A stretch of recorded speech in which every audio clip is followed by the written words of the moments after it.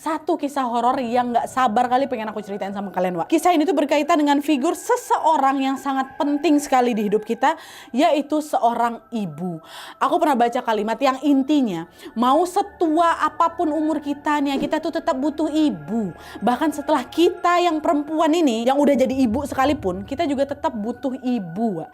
Sebesar apapun masalahnya rasanya jadi lebih ringan kan kalau dihadepin bareng sama ibu, ya kan? Tapi gimana jadinya kalau ibu yang kita sayangi ini ternyata bukan ibu yang sebenarnya. Gimana kalau tiba-tiba ibu ini berubah jadi sosok asing yang entah siapa. Fisik sama penampilannya memang masih ibu, Wak, tapi jiwanya macam bukan ibu. Ibu harusnya jadi tempat berlindung paling aman ya kan, Wak. Tapi dalam kisah ini justru ibulah yang paling berbahaya sampai mengancam nyawa anaknya sendiri. Nah, pengalaman buruk ini, Wak, menimpa seorang anak perempuan yang bernama Vira. Ada banyak sekali kejadian aneh di rumahnya yang bikin Vira ini yakin kalau dia bukan ibu. Kisah ini seliweran terus di sosial mediaku dan juga banyak dari wawa-wawa yang request untuk ngebahas cerita ini.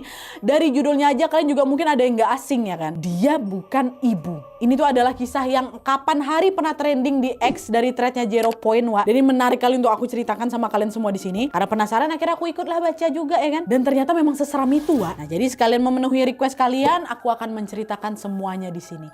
Sekarang tanpa berlama-lama kita langsung masuk aja ke ceritanya ya. Check it out.